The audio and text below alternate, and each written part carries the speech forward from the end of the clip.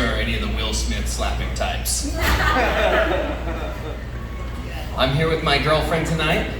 I like to joke around with her every now and then about being a cougar, even though she's only 1 year older than me. She has, however, started to do cougar shit. Like the other day, after we had sex, she turns to me and she goes, "You did such a great job. Do you want to get some McDonald's?" And it's hard to stay mad at her though, because that Happy Meal toy is dope.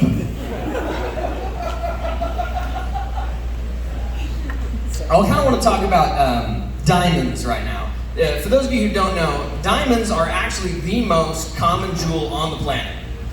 They're actually the most common jewel, and the only reason they're so expensive is because one company has a monopoly and they suppress the supply so they can cost more, right? And so this makes me think, like, with wedding rings now, it makes a lot more sense, right? Because the ring might be super common, but what the ring means is a monopoly on the pussy, right? And that's why so many rings get sent back when there's no longer a monopoly on the pussy.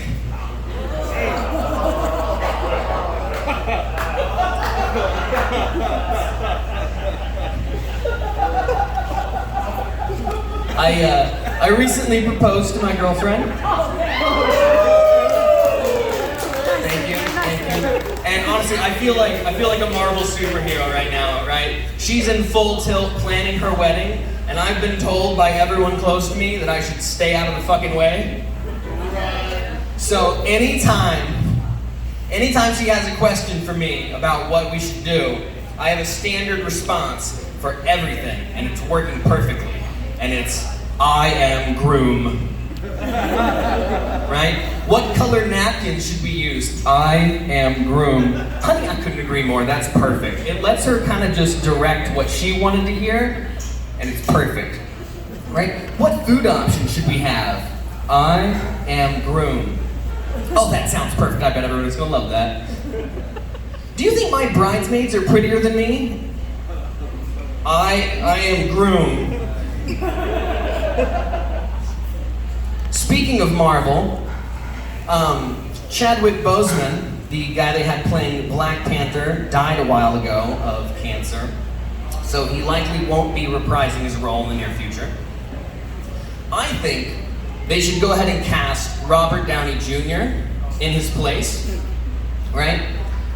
But instead of casting him as Black Panther, they should cast him as Chadwick Boseman, right? It wouldn't be the first time that he wore blackface in a role. And again, he could just be a dude playing a dude disguised as another dude.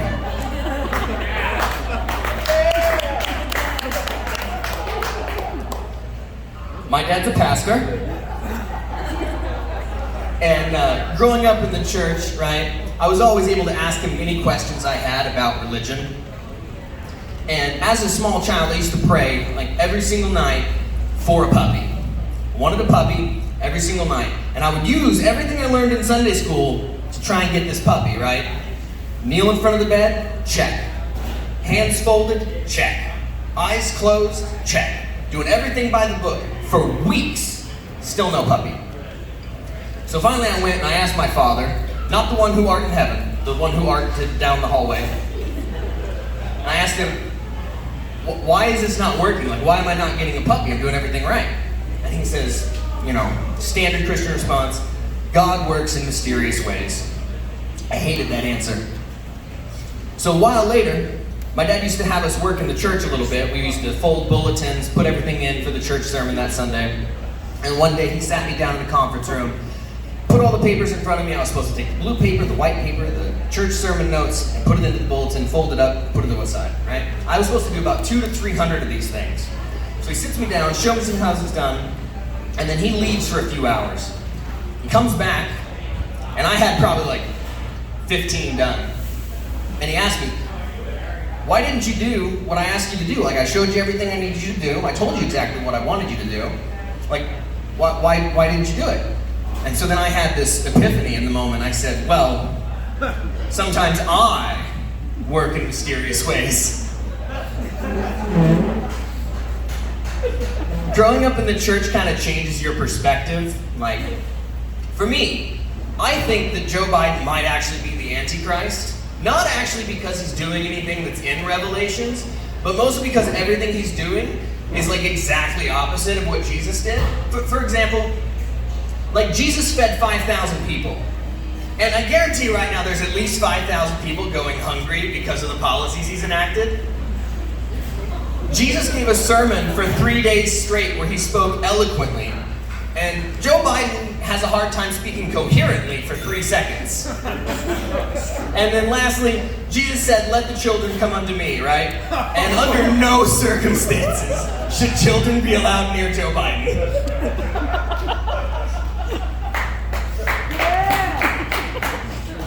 Meanwhile, while Joe's destroying the country, China is enacting new policies to try to make their men more manlier. President Xi has been told by one of his advisors that Chinese boys have become weak, timid, self-abasing, all these things. So he's starting to do these summer camps, teaching them sports, teaching them hunting skills, things like that.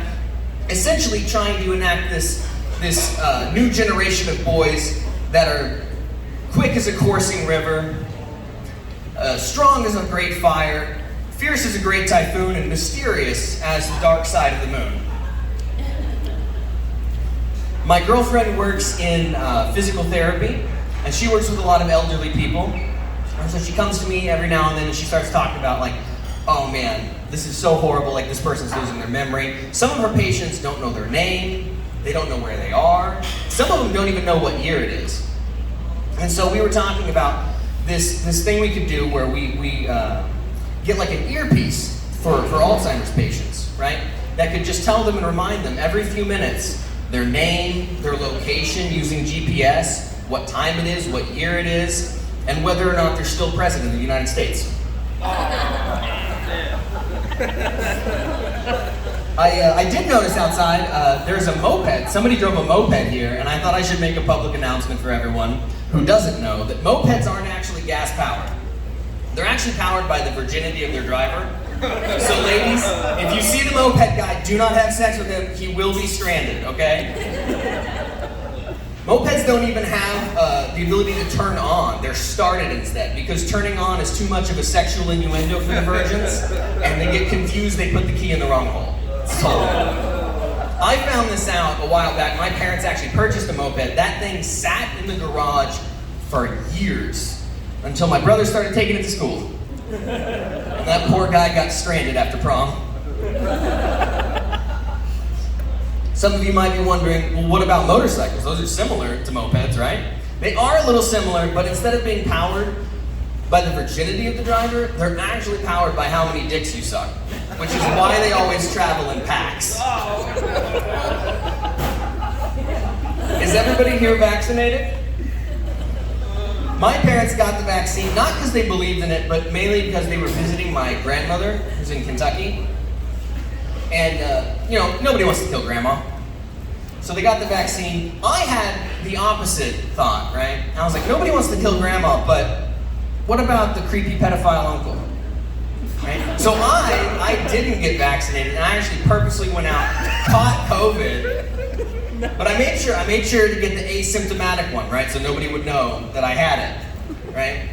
And then I accidentally got stuck in a room with my creepy uncle during Thanksgiving. And I didn't tell anybody my plan either, because I remember how much he liked it when I kept secrets. And so, after one of the most awkward kisses of my life, the deed was done, and 2 months later, one fewer pedophile. You guys are welcome. I recently changed cell phone providers. I changed from Verizon to Mint Mobile. And Mint Mobile is actually the cell phone provider owned by the actor Ryan Reynolds. And I actually changed because I was kind of tired of like the whole corporations take your data, they sell it off, right? I was tired of all that. So now instead of a corporation owning my data, it's just Ryan Reynolds. And I trust the guy. And here's the thing, I was glad to be done with the selling of my data, but I was not prepared for that first text I got from Ryan that said, "Hey man, you've been watching a lot of porn, you might want to upgrade to the unlimited data."